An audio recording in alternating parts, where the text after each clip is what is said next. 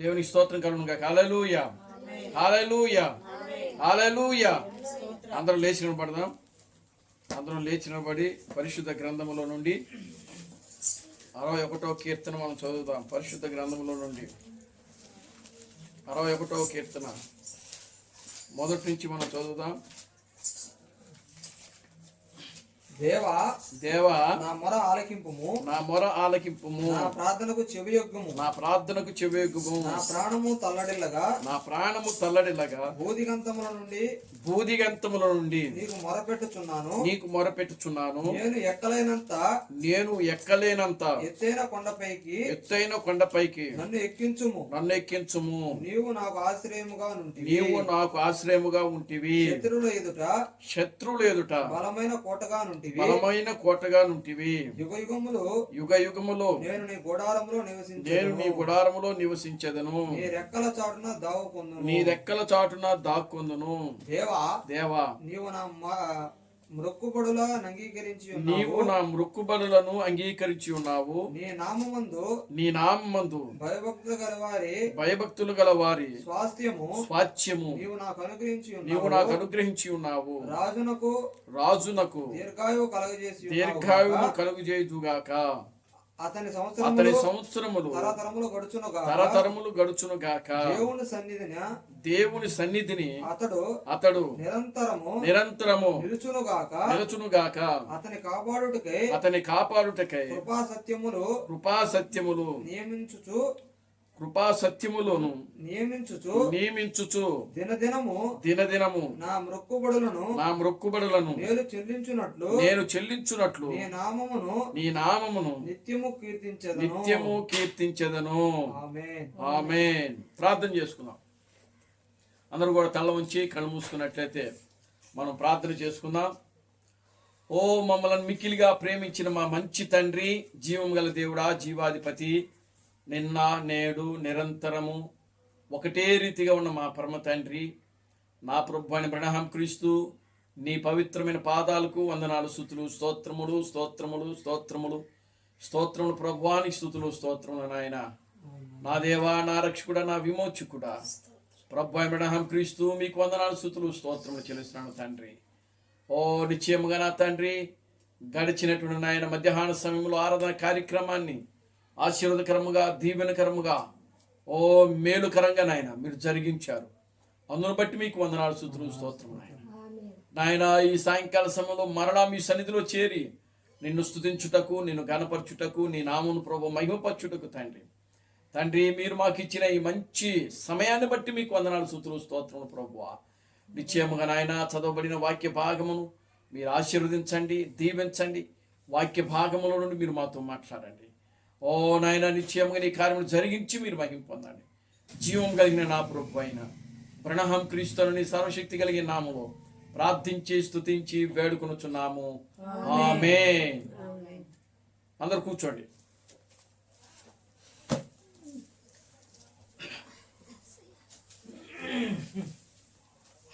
దేవుని స్తోత్రం కలుగును గాక. హల్లెలూయా, హల్లెలూయా. స్తోత్రం చెప్పడమ్మా. హల్లెలూయా. మన ప్రభువును రక్షకుడును విమోచకుడైన ప్రభు అయిన అబ్రహాం క్రీస్తు నామములో మీ అందరికీ నా వందనాలమ్మా. వందనాలు బ్రదర్, వందనాలు. ఈ సాయంకాల సమయంలో మరలా మనము దేవుని యొక్క సన్నిధిలో చేరి ప్రభు యొక్క నామమును మహిమపరచడానికి, ఘనపరచడానికి, జీవం కలిగిన క్రీస్తు అబ్రహాం యొక్క నామమును స్తుతించడానికి దేవుడు మనకు ఎంతో మంచి సమయాన్ని అనుగ్రహించాడు. దేవునికి స్తోత్రం కలుగును గాక. హల్లెలూయా, ఆమేన్, హల్లెలూయా. ఈ సమయమును, ఈ గడియను చూడలేక అనేక మంది బిడ్డలు మరణించారు. దేవుడు తన యొక్క ఉచితమైన కృపను బట్టి దేవుడు మనలందరూ కూడా కాపాడి, రక్షించి, బ్రతికించి, ఆయన సజీవులుగా ఉంచి దేవుడు మనలను మరలా ఆయన సన్నిధిలో చేరి ఆయన స్తుతించుటకు, ఆయన కనపరచడానికి దేవుడు మనకు మంచి సమయమును అనుగ్రహించాడు. దేవునికి స్తోత్రం కలుగును గాక. హల్లెలూయా, ఆమేన్, హల్లెలూయా. చూద్దాం. ఈ యొక్క సాయంకాల సమయంలో మనం ధ్యానం చేయబోయేటువంటి అంశము ఏమిటంటే, నేను ఎక్కలేనంత ఎత్తైన కొండపైకి నన్ను ఎక్కించుము. హల్లెలూయా. నేను ఎక్కలేనంత ఎత్తైన కొండపైకి నన్ను ఎక్కించుము. దేవునికి స్తోత్రం కలుగును గాక. హల్లెలూయా. చూడండి, దావీదు ఈ యొక్క కీర్తన భాగాన్ని రచించినట్లుగా మనకి ఇక్కడ వాక్యములో రాయబడింది. ప్రధాన గాయకునికి తంతి వాద్యములతో పాడదగిన దావీదు కీర్తన. చూడండి, తంతి వాయిద్యములతో. తంతి వాయిద్యములు అంటే అర్థం ఏంటి తెలుసా? తంతి వాయిద్యములు అంటే ఏంటి? తంతి అనగా దేవుని స్తోత్రం కలుగును గాక. హల్లెలూయా. ప్రియులారా గమనించండి, తంతి వాయిద్యములు అనగా అర్థం ఏంటంటే చప్పట్లు కొట్టి అని అర్థం. ఆమేన్. హల్లెలూయా.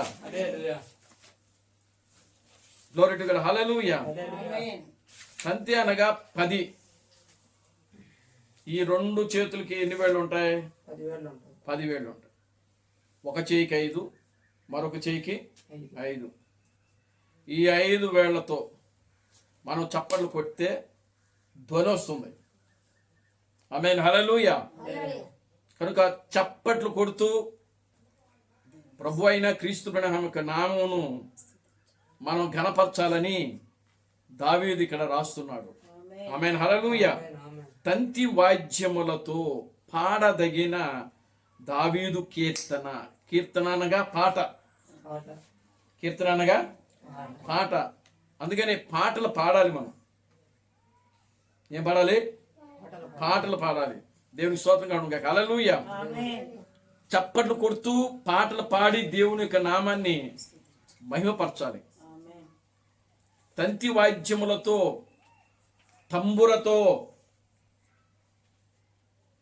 తంబుర వాయించుచు దేవుణ్ణి స్తుతిస్తూ పాటలు పాడుతూ దేవుని నామాన్ని మహిమపరచాలి. మన సహోదరి మిరియాం గారు ఆమె తంబుర సేత పట్టుకుని దేవుని స్తుతిస్తూ పాటలు పాడుతూ దేవుని మహిమపరిచింది. ఆమె దేవుని స్తోత్రం కలుగును గాక. హల్లెలూయా. Glory to God. హల్లెలూయా.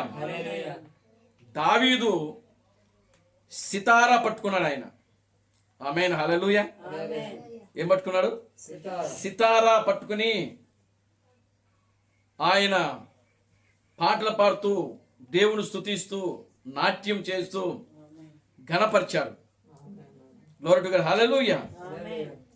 కనుక బైబిల్లో వాద్యములు పుట్టింది పరిశుద్ధ గ్రంథములోనే. ఆమేన్. హల్లెలూయా. సంగీతము పుట్టింది పరిశుద్ధ గ్రంథములోనే. హల్లెలూయా. ఈరోజు ఆ సంగీతాన్ని అందరూ కూడా ఉపయోగించుకుంటున్నారు. అవునా? దేవుని నామానికి మహిమ కలుగును గాక. హల్లెలూయా. సంగీతం లేనిదే ఈరోజు అసలు ఏది లేదు. ఆమేన్. హల్లెలూయా. బయట ప్రపంచమంతా కూడా సంగీతంతో మిలినమైపోయింది. ఏమండి? సినిమా ప్రపంచమంతా కూడా సంగీతంతో మిళితమైపోయింది. చూడండి, ఈ రోజున ప్రియులారా గమనించండి, అదొక ప్రపంచం అయిపోయింది. కనుక ఈరోజు అసలు సంగీతం అంటేనే అది దేవుణ్ణి గర్పించడానికి పుట్టింది. అది దేవుణ్ణి కనపరచడానికి, దేవుణ్ణి మహిమపరచడానికి, దేవుణ్ణి ఆరాధించడానికి సంగీతం అనేది పుట్టింది.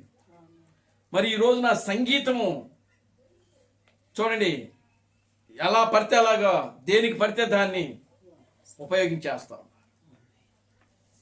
దేవుని నామానికి మహిమ కలుగును గాక. హల్లెలూయా. సినిమా పాటలకి, ఏమండి, రాజకీయ పాటలకి, ఈ రోజున ఇంకా ఏ ఇతరుల పాటలకి, ప్రతి దానికి ఈ రోజున సంగీతం అనేది ఉపయోగిస్తున్నారు. దేవుని స్తోత్రం కలుగును గాక. హల్లెలూయా. కనుక సంగీతం యొక్క విద్వాంసకుడు బైబిల్లో మొట్టమొదటిగా ప్రియులారా గమనించండి, నాయకుడు ఎవరనంటే తేజో నక్షత్రము, వేకువ చుక్క. దేవునికి స్తోత్రం కలుగును గాక. హల్లెలూయా. అది పరలోకంలో ఉన్నప్పుడు దాని పని అదే. అది భూమి మీదకి వచ్చినప్పుడు జనులను ఏం చేస్తూ ఉందంటే మోసం చేస్తూ, ప్రియులారా గమనించండి, జనములను పడగొడతా ఉంది. నిజంగా ఆ రోజు ఆ సంగీతముతో దేవుణ్ణి గణపరిచినటువంటి ఆ దూత ఈరోజు అదే సంగీతంతో ప్రజలను ఏం చేస్తూ ఉందంటే పడగొడతా ఉంది. దేవుని స్తోత్రం కలుగునుగా. హల్లెలూయా. కనుక ప్రియమైన దేవుని బిడ్డలారా, మన పిల్లలు కూడా సంగీతం నేర్చుకోవాలి. ఒక మిరియం వలె సంగీతం నేర్చుకోవాలి, ఒక దావీదు వలె సంగీతం నేర్చుకోవాలి. ఆమేన్. హల్లెలూయా. పాటలు పాడాలి, వాద్యములు వాయించాలి. ఏమండి? పాటలు పాడాలి, వాద్యములు వాయించాలి. కనుక పాటలు పాడుతూ వాద్యములు వాయిస్తూ దేవుని ఘనపరచాలి. అది దేవుని ఆరాధించటంలో ఒక భాగం. అది సంగీతం వాయించడం అనేది ఒక భాగం, పాటలు పాడటం అనేది ఒక భాగము, పరిశుద్ధ గ్రంథము చదవటం అనేది ఒక భాగము, కానుకలు పట్టడం అనేది ఒక భాగము, దేవుని యొక్క వాక్యము ధ్యానించడం అనేది ఒక భాగము. ఇవన్నీ కలిస్తేనే ఆరాధన. ఆమేన్. హల్లెలూయా. ఇవన్నీ కలిస్తేనే ఆరాధన. వీటిలో ఏ ఒక్కటి తక్కువైనా సరే ప్రియులారా అక్కడ దేవునికి లోటు కనబడతా ఉంటుంది. సంగీతం వాయించాలి, పాటలు పాడాలి, వాక్యం చదవాలి, వాగ్దానాలు చదవాలి, వాక్యాన్ని ధ్యానించాలి. కనుక కానుకలు పట్టాలి. ఇవన్నీ కూడా ప్రియులారా ఆరాధనలో ఒక భాగమై ఉన్నది. అలా చేస్తేనే ప్రియులారా పరిపూర్ణమైనటువంటి ఆరాధన అవుతుంది. దేవుని నామానికి మహిమ కలుగునుగా. హల్లెలూయా. వాటిలో ఏది తక్కువైనా కూడా అది పరిపూర్ణమైనటువంటి ఆరాధనగా దేవునికి కనబడదు. కనుక ప్రియులారా ఇక్కడ దావీదు ఏమంటున్నాడంటే, దేవా నా మొరను ఆలకించుము, నా ప్రార్థనకు చెవియొగ్గుము, నా ప్రాణము తల్లడిలగా బూదిగంతముల నుండి నీకు మొరపెట్టుచున్నాను. నేను ఎక్కలేనంత ఎత్తైన కొండపైకి నన్ను ఎక్కించుము. నీవు నాకు ఆశ్రయముగా నుంటివి, శత్రువుల ఎదుట బలమైన కోటగా ఉంటివి. యుగ యుగములు నేను నీ గుడారములో నివసించెదను. చూడండి ప్రియులారా, దావీదు ఇక్కడ ఏమంటున్నాడంటే, నేను ఎక్కలేనంత ఎత్తైన కొండపైకి నన్ను ఎక్కించుము. దేవునికి స్తోత్రం కలుగునుగా. హల్లెలూయా. ఏమిటి ఎక్కలేనంత ఎత్తైన కొండ? అసలు నిజంగా దావీదు ఒక రోజున తన కుమారుడైనటువంటి అబ్షాలోమునకు భయపడి ఆయన పారిపోయి ఎక్కడో ఒక కొండెక్కి ఆ కొండ మీద ఎక్కి కూర్చుని ప్రార్థించాడు. దేవునికి స్తోత్రం కలుగునుగా. హల్లెలూయా. అబ్షాలోము దావీదు మీద తిరగబడ్డాడు. తిరగబడ్డా? దేనికోసము? రాజ్యం యొక్క అధికారం కోసం. సొంత కొడుకు అబ్షాలోము తన తండ్రి అయినటువంటి దావీదు మీద తిరగబడి దావీదును రాజ్యాధికారము నుంచి తప్పించి తాను రాజ్యాధికారము కోసము అధికారముతో ఆయన ఏం చేసినాడనంటే తండ్రిని చంపడానికి ప్రయత్నం చేశాడు. దేవునికి స్తోత్రం చెప్పండి. హల్లెలూయా. ఇది అంతా కూడా పరిశుద్ధ గ్రంథంలో మనకు, రాజుల గ్రంథంలో మనకు కనబడతా ఉంటది. ఆమేన్. హల్లెలూయా.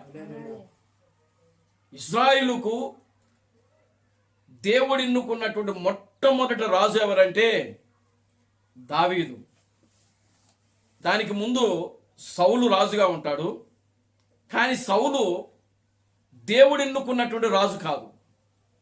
ఎవరు ఎన్నుకున్న రాజు? ఆయన ప్రజలు ఎన్నుకున్న రాజు. మాకు రాజు కావాలను అంటే దేవుడు అప్పుడు సౌలును చూపిస్తాడు. సౌలుని అభిషేకించమని దేవుడు సమూయేలుతో చెప్పినప్పుడు సమూయేలు వెళ్ళి సౌలును అభిషేకిస్తాడు. సౌలు ప్రజల చేత ఎన్నుకోబడినటువంటి రాజు. దేవునికి స్తోత్రం కలుగును గాక. హల్లెలూయా. దావీదు దేవుని చేత ఎన్నుకోబడినటువంటి రాజు. Glory to God. హల్లెలూయా. ఇప్పుడు చూడండి, కనుక ఇప్పుడు దావీదుకు శ్రమ వచ్చింది, దావీదుకు కష్టం వచ్చింది, దావీదుకు శోధన వచ్చింది. ఆ శోధనలో, ఆ ఇరుకులలో, ఆ యొక్క ఇబ్బందులలో ప్రియులారా దావీదు పారిపోయేటువంటి పరిస్థితులు ఏర్పడ్డాయి. దేవుని స్తోత్రం కలుగును గాక. హల్లెలూయా. దావీదు రాజు అవ్వడానికి ముందు సౌలు చేత తరం పడ్డాడు. మీరు బాగా చాలా జాగ్రత్తగా గమనించండి ఈ విషయాలు. దావీదు సౌలు యొక్క కాలంలో అప్పటికి ఇంకా దావీదు రాజు అవ్వలేదు. దావీదు రాజు కాక ముందు సౌలు చేత తరం పడ్డాడు ఆయన. ఎందుకని అనంటే దావీదు ఆ యొక్క సౌలు కాలంలో ఆ గొలియాతు వచ్చి ఇశ్రాయేలుతో యుద్ధం చేస్తున్నప్పుడు ఆ యొక్క గొలియాతుతో దావీదు యుద్ధం చేస్తాడు. గొలియాతును దావీదు ఏం చేస్తాడంటే చంపుతాడు. గొలియాతు పైన దావీదు విజయం పొందుతాడు. దేవుని స్తోత్రం కలుగును గాక. హల్లెలూయా. అప్పుడు ప్రజలు, సైన్యం అంతా కూడా ఏం చేస్తుందంటే దావీదు వైపు మొగ్గు చూపుతారు. ప్రజలు ఏమని కేకలేస్తారు అక్కడ? సౌలుకి 1000 కొలది జేజేలు, దావీదుకు 10,000 కొలది జేజేలుగా పలుకుతా ఉన్నారు. అప్పుడు సౌలు యొక్క హృదయము దావీదు మీద ఏమైద్దానంటే కఠినం చేసుకుని దావీదు మీద ఒక విషపు చూపు చూస్తాడన్నమాట. దావీదు యొక్క మనసు, సౌలు యొక్క మనసు దావీదు మీద ఏమైపోతారనంటే ప్రియులారా గమనించండి, ఒక విషపు చూపు చూస్తూ ఉంటాడు అనమాట. కఠినమవుతా ఉంటుంది. ఎందుకు అనంటే ప్రజలకు సౌలుకి అర్థమవుతుంది. అంటే నా తర్వాత రాజు ఎవరనంటే దావీదు అని అక్కడ సౌలుకి అర్థమైపోద్ది. ఇప్పుడు నా తర్వాత దావీదు రాజుగా ఉండకుండా ఉండాలంటే దావీదు ఈ భూమి దిగ ఉండకూడదని చెప్పి కుయుక్తి చేత పన్నాగము పన్ని దావీదును చంపడానికి ప్రయత్నం చేస్తాడు. ఆ ప్రయత్నములోనే దావీదును సౌలు ఏం చేస్తా ఉంటాడంటే తరుముతా ఉంటాడు. ఆమేన్. హల్లెలూయా. దావీదు ఏం చేస్తా ఉంటాడు? పారిపోతా ఉంటాడు. సౌలు తరుముతా ఉంటే దావీదు పారిపోతా ఉంటాడు. దేవునామానికి మహిమ కలుగును గాక. హల్లెలూయా. ఈ పోరాటములో, ఈ యుద్ధములలో ప్రియులారా ఒక దినాన సౌలు అకస్మాత్తుగా యుద్ధంలో ఏమైపోతాడంటే మరణిస్తాడు. దేవునికి స్తోత్రం కలుగును గాక. హల్లెలూయా. సౌలు ఏమైపోతాడు? మరణిస్తాడు. సౌలు, తన యొక్క కుమారుడు, తన దగ్గర ఉన్నటువంటి పనివాళ్ళని అందరూ కూడా మరణిస్తాడు.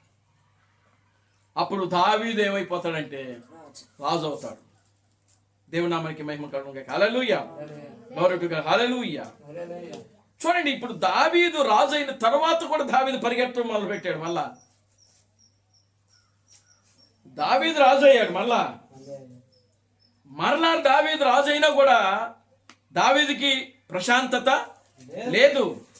దావీదుకి ప్రశాంతత లేదు. దావీదుకి నెమ్మది లేదు. దావీదు హృదయము నెమ్మదితో లేదు. ఎందుకు అనంటే దావీదు కుమారుడు అబషలోమును ప్రియులారా గమనించండి, రాజ్యము మీద అధికారము పొందడానికి తన తండ్రిని ఏం చేశాడంటే చంపడానికి ప్రయత్నం చేస్తాడు అబషలోమును. రాజ్యాన్ని ఆయన స్వాధీనంలో తీసుకోవడానికి, తాను రాజుగా ఉండుటకు. దేవునామానికి మహిమ కలుగును గాక. హల్లెలూయా. ఆ సింహాసనాన్ని దించడానికి. Glory to God. హల్లెలూయా. ప్రియులారా అబషలోమును ఏం చేస్తాడనంటే దావీదు మీద ఏం చేస్తాడంటే దావీదును దించడానికి ప్రయత్నం చేస్తాం. దావీదు దిగిపోతాడు. అబషలోమునకు భయపడి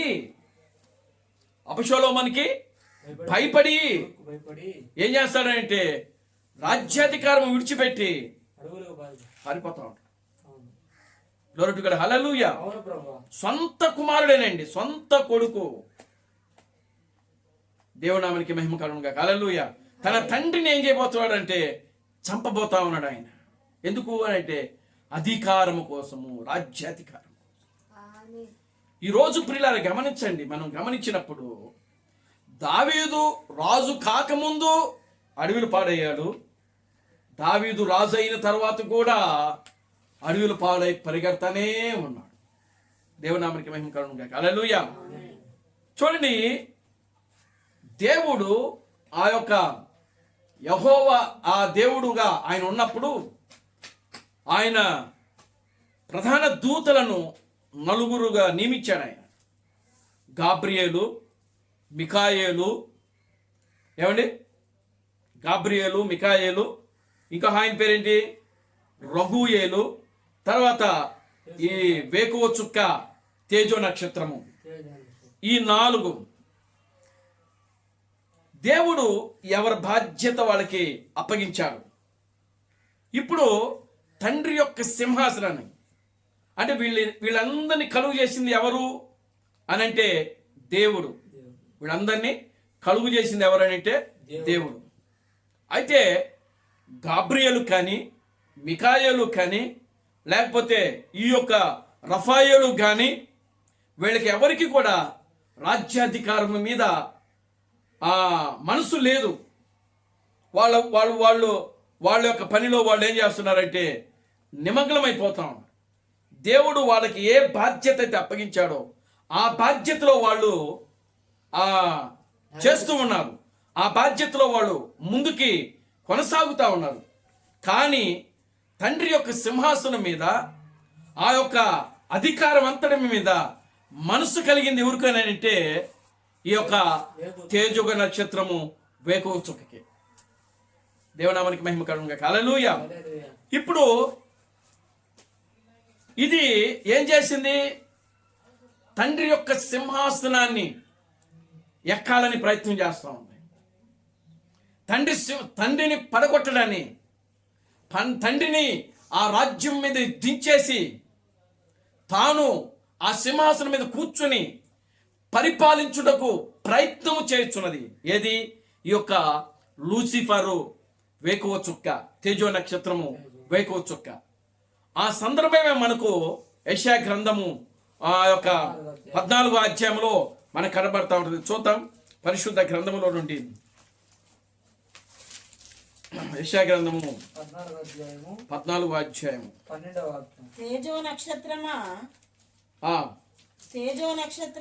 తేజో నక్షత్రమా, వేకువ చుక్క, నీవు ఎట్లు ఆకాశము నుండి పడితివి, జనములను పడగొట్టిన నీవు నేల మట్టము వరకు ఎట్లు నరకబడితివి. నేను ఆకాశమునకు ఎక్కిపోయేదను, దేవుని నక్షత్రములకు పైగా నా సింహాసనమును హెచ్చించుకొందును. ఉత్తర దిక్కునున్న సభాపర్వతము మీద కూర్చుందును, మేఘమండల మీదకి ఎక్కుదును, మహోన్నతునితో నన్ను సమానునిగా చేసుకుందును అని నీవు మనసులో అనుకుంటివి కదా. నీవు పాతాళమునకు, నరకములో ఒక మూలకు త్రోయబడితివే. మాట చూడండి. దేవునికి స్తోత్రం కలుగునుగాక. హల్లెలూయా. అద్భుతమైనటువంటి సబ్జెక్ట్ వచ్చింది ఇప్పుడు. Glory to God. హల్లెలూయా. తాను మనస్సులో అనుకుందంట, నేను మహోన్నతునితో సమానముగా ఉండాలి. ఆమేన్. హల్లెలూయా. నక్షత్రములకు పైగా నా సింహాసనమును హెచ్చింతును, ఉత్తర దిక్కునున్న సభా పర్వతం మీద కూర్చుండుదును, మేఘ మండలం మీదకి ఎక్కుదును, మహోన్నతునితో నన్ను సమానముగా చేసుకుంటుని. దేవునికి స్తోత్రం కలుగును గాక. హల్లెలూయా. చూడండి, దావీదు యొక్క సింహాసనాన్ని అబషలోమును ఏ విధంగా అయితే దావీదును పడగొట్టి దావీదును సింహాసనం మీద నుంచి దించి అబషలోమును ఏ విధంగా అయితే రాజుగా ఉండాలని, తండ్రి యొక్క రాజ్యం మీద అధికారిగా ఉండాలని, తండ్రి యొక్క పరిపాలన మీద ఈయన కూడా పరిపాలించాలని ప్రియులారా అబషలోమును దావీదు మీద కుయుక్తి పన్ని అబషలోమును దావీదును ఏం చేసినాడంటే ఆ సింహాసనాన్ని దించేశాడు. బలవంతాన తండ్రి యొక్క సింహాసనాన్ని దావీదు ఏం చేసినాడంటే ఆక్రమించుకున్నాడు. దేవునికి స్తోత్రం కలుగును గాక. హల్లెలూయా. ఏం చేశాడండి? అబషలోమును ఏం చేశాడు? తండ్రి యొక్క రాజ్యాన్ని, తండ్రి యొక్క సింహాసనాన్ని తండ్రి చేతిలో నుంచి బలవంతాన లాక్కున్నాడు. దేవునామానికి మహిమ కలుగును గాక. హల్లెలూయా. ఇప్పుడు ఇక్కడ సాతానుడు కూడా ఈ యొక్క తేజో నక్షత్రము వేకువ చుక్క కూడా ప్రియులారా గమనించండి, తండ్రి యొక్క సింహాసనమున మీద తాను కూడా ఒక సింహాసనాన్ని స్థాపించడానికి కోరుకున్నాడు. అవకాశం ఉంటే ఆ సింహాసనాన్నే లాక్కుంటాడు, కానీ అవకాశం లేదు అక్కడ. దావీదు మానవుడు కాబట్టి పారిపోయాడు, అడవులకు పారిపోయాడు. అవునా?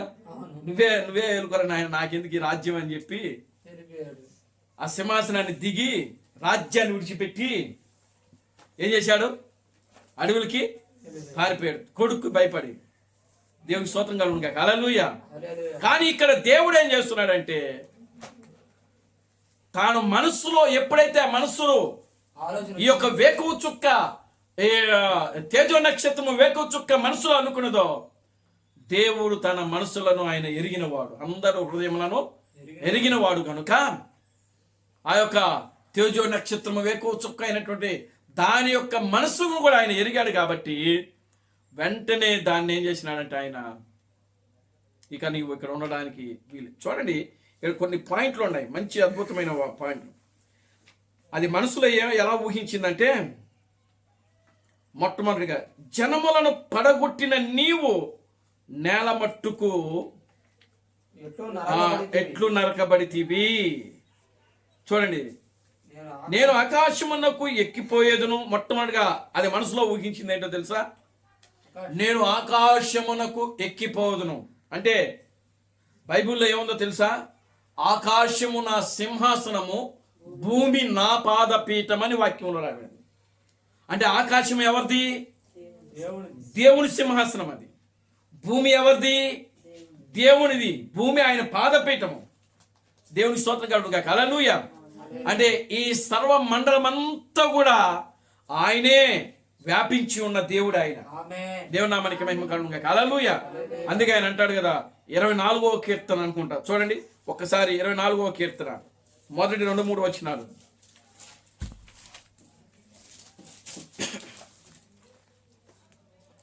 భూమియు దాని సంపూర్ణతయు, లోకము దాని నివాసులను యెహోవాయే. ఎన్నో కీర్తన అది? కీర్తన 24వ కీర్తన 24వ కీర్తన. భూమియు దాని సంపూర్ణతయు, భూమియు దాని సంపూర్ణతయు, లోకమును దాని నివాస స్థలమును యెహోవాయే. ఆయన సముద్రం మీద దానిని పునాది వేసెను. చూడండి, దేవుని నామానికి మహిమ కలుగును గాక. హల్లెలూయా. ఎంత గొప్ప విషయాలండి. భూమియు దాని సంపూర్ణతయు, లోకమును దాని నివాస స్థలమును ఎవరు అంటండి? అయ్యి ఈ కీర్తన రాసింది కూడా దావీదే. దేవునామానికి మహిమ కలుగును గాక. హల్లెలూయా. చూడండి 3వ వచనం చదవండి. యెహోవా పర్వతమునకు ఎక్కదగిన వాడెవడు? ఆయన పరిశుద్ధ స్థలములలో నివసింపదగిన వాడెవడు? వ్యర్థమైన దాని యందు మనసు పెట్టకయు, కపటముగా ప్రమాణము చేయకు, నిర్దోషమైన చేతులను శుద్ధమైన హృదయమును కలిగి ఉండువాడే. దేవునామానికి మహిమ కలుగును గాక. హల్లెలూయా. యెహోవా పర్వతమునకు ఎక్కదగిన వాడు ఎవడు? ఆయన పరిశుద్ధ స్థలములలో నివసింపదగిన వాడెవడు? ఏమిటి యెహోవా పర్వతం ఏంటి? ఈ యెహోవా పర్వతం ఏంటి? అదే మాట ఇక్కడ దావీదు అంటున్నాడు. ఈ యొక్క 61వ కీర్తనలో అదే మాట అంటున్నాడు. చూడండి 2వ వచనంలో, నేను ఎక్కలేనంత ఎత్తైన కొండపైకి నన్ను ఎక్కించుము. అది యెహోవా పర్వతం అంటే. ఏమిటి యెహోవా పర్వతం అని అంటే, ఇక్కడ ఏమో రాశాడంటే ఈ యొక్క యెషయా గ్రంథము 14వ అధ్యాయంలో ఏముందనంటే, ఆ 13వ వచనంలో ఏముంటుందనంటే, ఉత్తర దిక్కునున్న సభా పర్వతం మీద కూర్చుందును. ఉత్తర దిక్కునున్న సభా పర్వతం అంట. ఉత్తర దిక్కున ఏముందంట? సభా పర్వతం. ఏమిటి సభా పర్వతము? అదే ఏమిటా దేవుని సింహాసనము అని అంటే, ప్రియులారా గమనించండి, సంఘము. ఉత్తర దిక్కునున్న సభా పర్వతం ఏంటంటే సంఘము.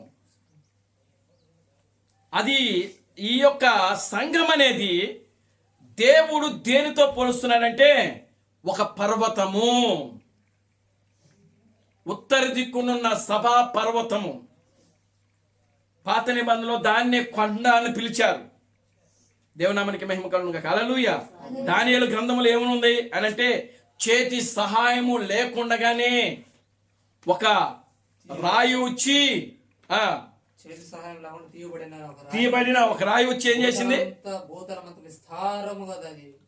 అది పెరిగి ఒక మహాపర్వతం లాగా అయిందంట. దేవునామానికి మహిమ కలుగును గాక. హల్లెలూయా. ఏమిటి ఆ పర్వతం అని అంటే సంఘము. సంఘము, ప్రత్యక్షత కలిగినటువంటి సంఘము. ఆమేన్. హల్లెలూయా. చూడండి, ఆయన దావీదు ఏమని ప్రార్థించాడంటే, ఎక్కలేనంత ఎత్తైన కొండకు నన్ను ఎక్కించుము. ఈ కొండకు 7 మెట్టులు ఉన్నాయి. దేవునికి స్తోత్రం కలుగును గాక. హల్లెలూయా. ఎన్ని మెట్టులు ఉన్నాయండి? 7 మెట్టులు ఉన్నాయి. ఏమిటా మెట్టులు అనంటే, 2వ పేతురు పత్రికలో ఉంటది కదా, చూడండి. విశ్వాసము,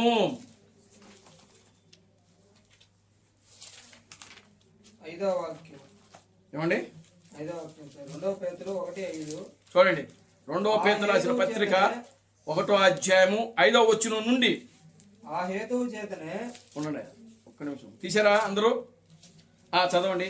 ఆ హేతువు చేతనే మీ మట్టుకు మీరు పూర్ణ జాగ్రత్త కలవారై మీరు విశ్వాసమునందు సద్గుణమును. చూడండి, మొట్టమొదటి ఏంటో తెలుసా? విశ్వాసము. అందుకే సంఘము పిరమిడ్ ఆకారంలోకి వచ్చింది, త్రిపుల ఆకారంలోకి వచ్చింది, ఇలాగొచ్చింది. దేవునికి స్తోత్రం కలుగును గాక. హల్లెలూయా. సంఘములో చూడండి, యేసుక్రీస్తు ఒక మాట చెప్తాడు. ఏమిటా మాట అంటే, నా మార్గము విశాలముగాను ఇరుకుగాను ఉంటుందని చెప్పాడు ఆయన. ఆమేన్. హల్లెలూయా. నా మార్గము విశాలముగా ఇరుకు మార్గమై ఉన్నది అంటే, మొదట ఆ మార్గం ఎలా ఉంటుంది అంటే చాలా విషయం. ఇప్పుడు చూడండి, సంఘము మనం గీచినప్పుడు, అది ఇలా పిరమిడ్ గీసినప్పుడు ఇది విశాలంగా ఉంటుంది, అర్థమైందా? ఇలాగ పెరిగి సంఘం పైకి వెళ్తున్నప్పుడు, ఒక త్రిపులాకారంలోకి ఇలా వెలుగుతున్నప్పుడు అది ఎలాగ ఉంటుందంటే ఇరుకుగా ఉంటుంది. దేవునికి స్తోత్రం కలుగును గాక. హల్లెలూయా. అందుకే యేసుక్రీస్తు అన్నాడు, ఏమన్నాడంటే, నా మార్గము విశాలముగాను ఇరుకుగాను ఉంటుంది, అందులో అనేక మంది ప్రవేశించుదురు గాని ప్రవేశింపలేరు అని చెప్తున్నాడు ఆయన. దేవునామానికి మహిమ కలుగును గాక. హల్లెలూయా. కనుక ఇప్పుడు చూడండి, ఈ యొక్క దావీదు శారీరకంగా ఆయన ఇజ్రాయేల్లో నిజంగా ఆ యొక్క అధికారము దిగిపోయి ఆయన ఏం చేసినట్టు ఒక పర్వతం మీదకి పారిపోయాడు. ఆయన నిజంగా పారిపోయాడు. దేవునామానికి మహిమ కలుగును గాక. హల్లెలూయా. దావీదు పడిపోయిన తర్వాత, పాపము చేసిన తర్వాత, అప్పుడు ఈ కీర్తన రాస్తున్నాడు ఆయన. ఎక్కలేనంత ఎత్తైన కొండకు నన్ను ఎక్కించుము. ఆమేన్, హల్లెలూయా. ప్రతి మనిషి యొక్క జీవితంలో కూడా ఈ అనుభవం ఉంటా ఉన్నది. ఆత్మీయ జీవితంలో మనము ఎక్కలేనంత ఎత్తైన కొండకు మనము ఎక్కాల. చూడండి, ఈనాటి క్రైస్తవులు ఉన్నారనుకోండి, ఈ క్రైస్తవులు ఎక్కలేనంత ఎత్తైన కొండకు అని చెప్పి ఒక నిచ్చెన చేస్తారు. నిచ్చెనేసి ఆ నిచ్చెన మీద ఆ మనిషి ఎక్కుతున్నట్టుగా, ఎక్కడో కొండపైకి ఎక్కుతున్నట్టుగా వేస్తారు.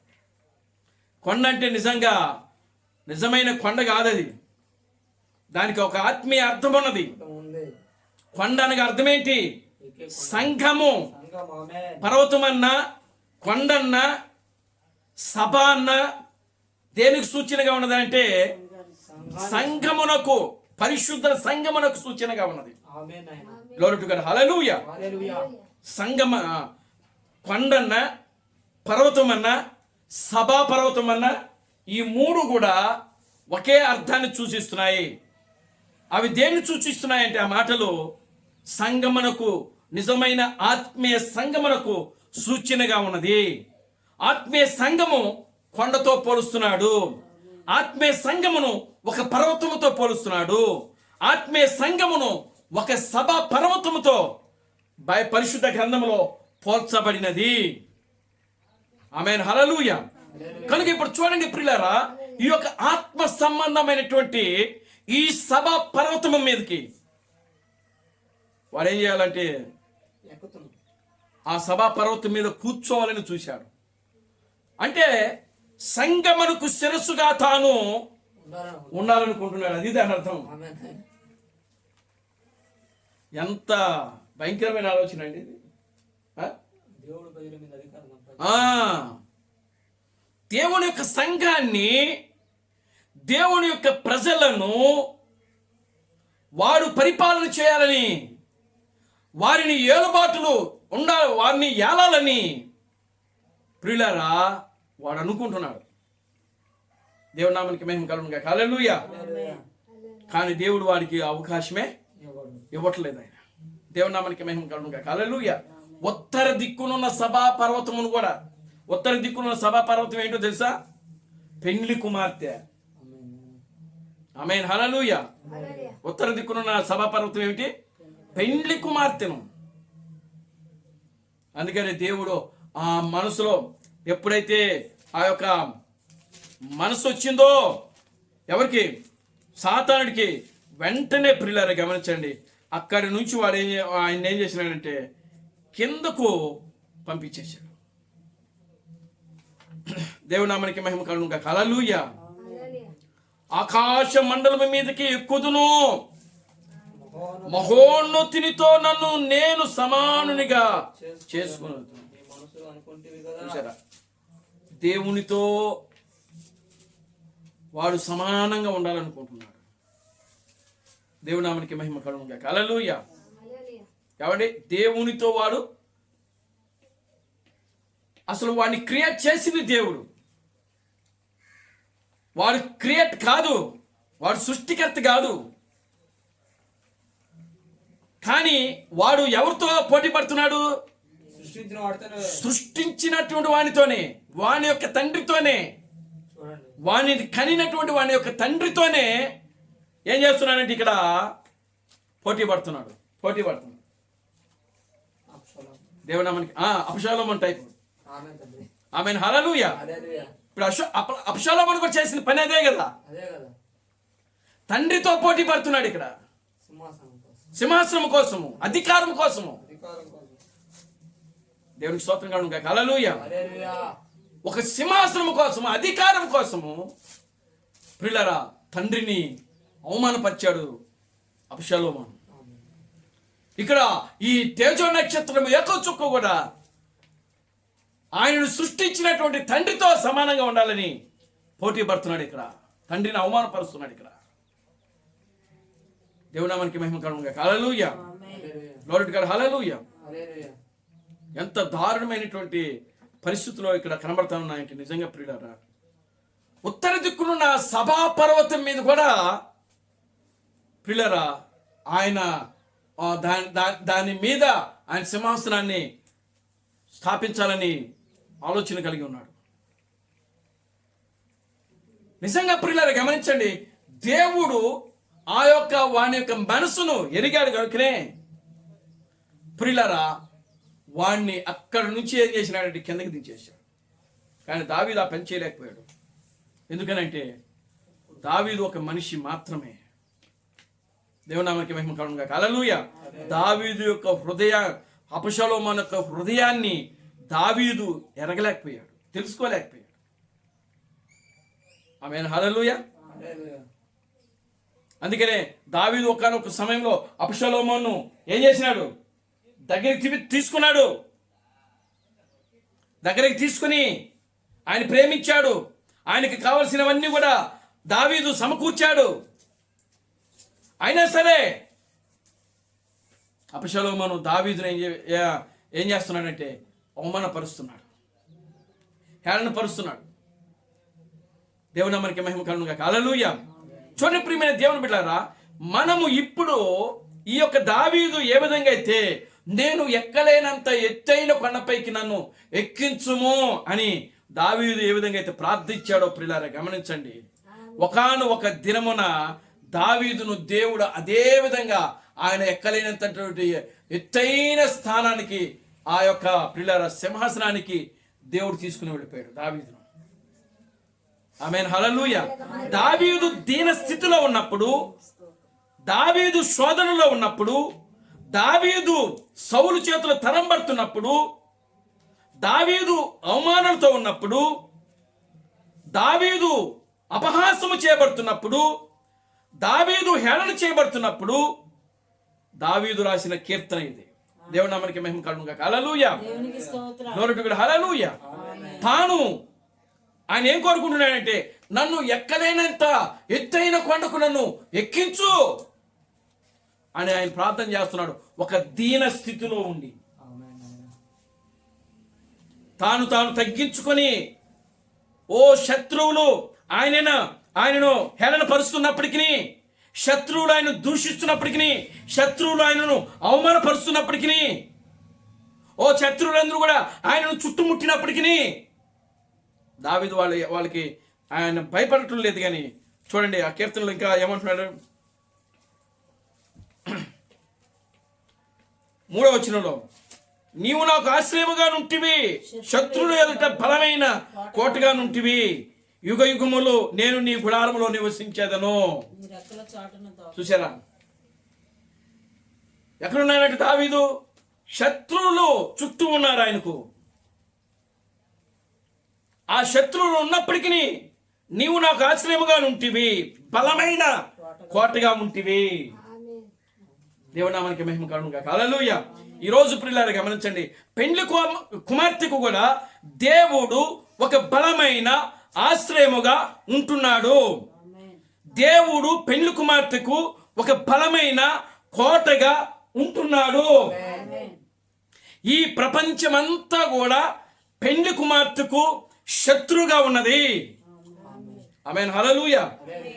పక్షిరాజు వర్తమానాలు పట్టుకున్న వాళ్ళు పెండ్లి కుమార్తెకు శత్రువులుగా ఉంటున్నారు.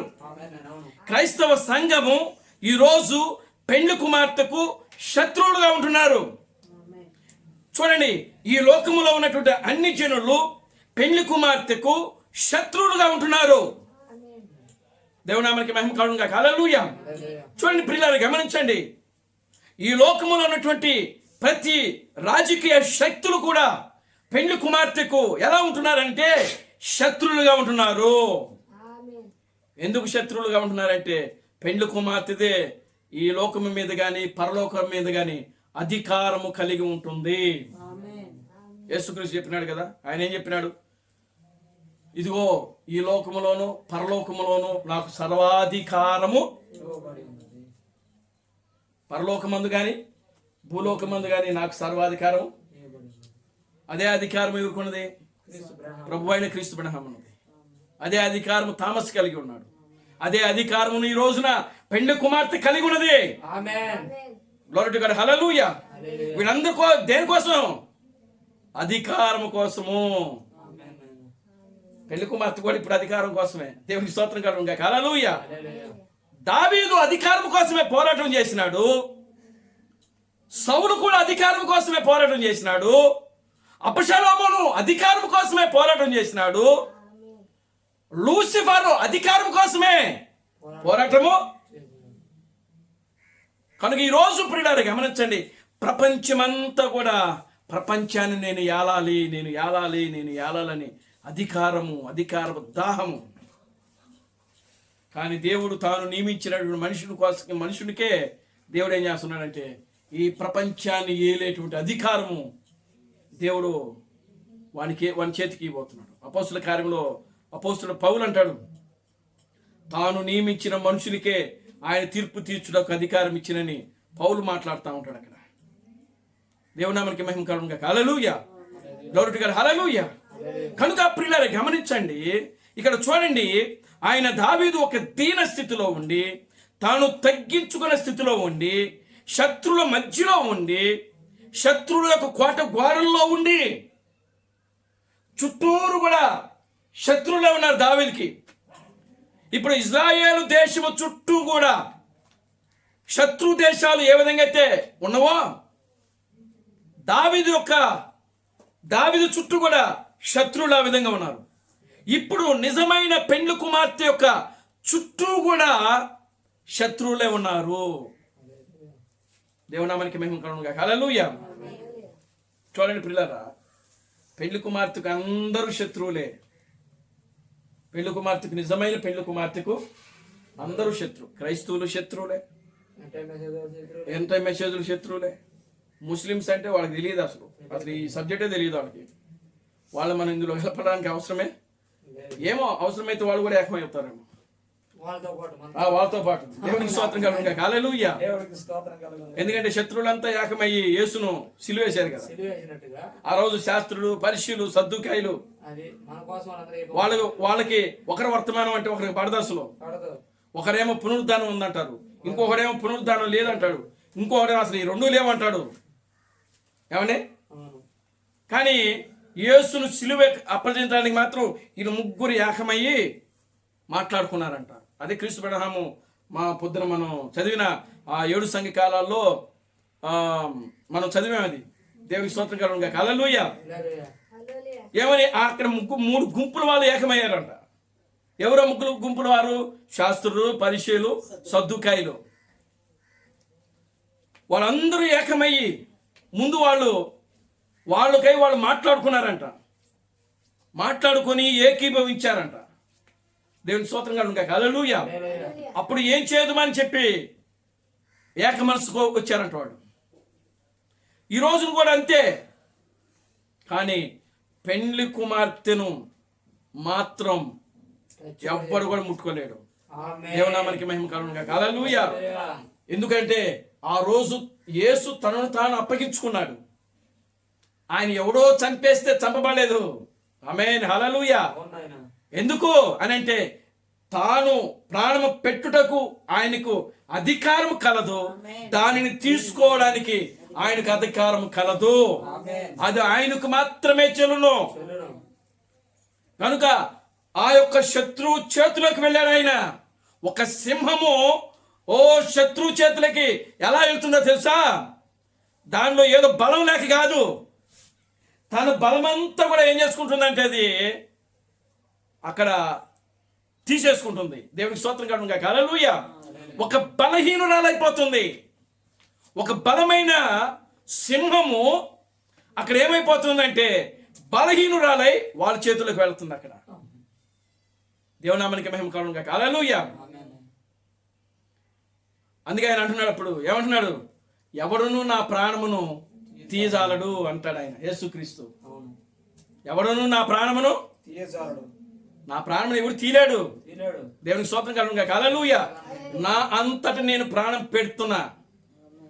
దాని ప్రాణం పెట్టుటకు నాకు అధికారం కలదు, దాన్ని తీసుకోవడానికి నాకు మరణమును పాతాళం మీద నాకు అధికారం కలదు అంటాడు ఆయన. దేవునామానికి మహిమ కలుగును గాక. హల్లెలూయా. కనుక ప్రియులారా గమనించండి, ఇప్పుడు యేసుక్రీస్తు తనంతడు తాను ఆయన మరణము పెట్టడానికి, దాన్ని తీసుకోవడానికి అధికారం కలదు కాబట్టి ఆయన మరణించాడు. ఎవరి కోసం మరణించాడో తెలుసా? నిజమైన పెళ్లి కుమార్తె కోసం ఆయన. ఆమేన్ నాయన. అదేవిధంగా జీవము కలిగిన ప్రభు అయిన క్రీస్తు బ్రహ్మము తన ప్రాణమును పెట్టాడు ఆయన. ఆయన అంటున్నాడు, క్రీస్తు బ్రహ్మం అంటున్నాడు, ఇదిగో ఈ సమయంలో నా ప్రాణము పెట్టుటకి మాత్రమే నేను వచ్చానంటాడు ఆయన సాయంకాల సమయంలో. హల్లెలూయా. ఆమేన్ హల్లెలూయా.